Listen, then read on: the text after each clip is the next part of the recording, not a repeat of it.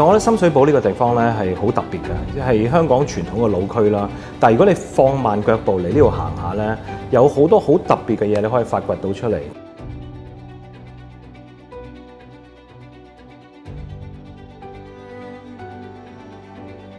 其實2023年成立 The Bridge Plus 嗰陣時咧，我有一個少少嘅理念啦，係希望真係令到藝術咧可以融入社區，係大家可以觸碰到嘅。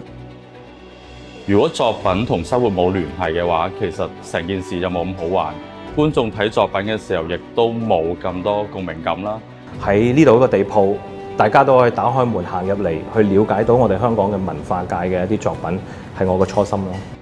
其實我哋名都好特別啊 ，The Bridge Plus。Bridge 其實就係一種連結，希望通過文化藝術去連結唔同社區嘅朋友、唔同階層嘅朋友。中意藝術嘅朋友咧，有機會咧，咁大家傾下偈，我都幾開心㗎。喺展覽嘅期間咧，觀眾除咗嚟呢度睇作品之外咧，仲可以參加工作坊啦。成個展覽同埋工作坊咧，都同呢個社區好有聯繫嘅。佢哋可以喺社區裏邊揾到咁嘅空間，亦都係屬於自己嘅空間，可以展示佢嘅才華。我覺得從咁樣嘅出發點開始，係真係幫到佢哋。咁之前有一啲活動咧，係用咗光代替筆啦，沙代替紙啦，冰代替墨。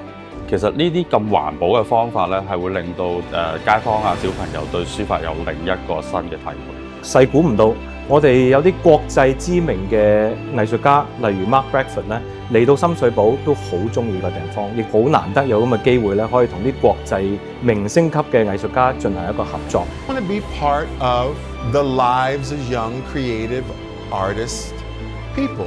And I just like to support the next generations of young artists. 對我哋本地藝術家有更大嘅國際視野、更大嘅國際合作平台咧，都係起到一啲作用。我都希望可以吸引到更多嘅小朋友嚟到咧，可以做閱讀，可以有一個開心嘅童年時光。我希望咧，我哋嘅後生嗰啲啦，多啲嚟呢度參觀下我哋嘅展覽，好多藝術㗎嘛，多啲睇下，多啲感染下。嗱，我哋德天社會企業啦，同埋我哋 The Bridge Plus 呢個品牌咧，係希望喺未來呢幾年可以發展到更多社區同社群嘅。咁我喺呢度期待咧，同唔同嘅持份者、唔同嘅機構有更深入嘅合作啦，可以擦出啲新嘅火花，甚至係跳出深水埗，去到唔同嘅社區，再遠啲或者去埋大灣區。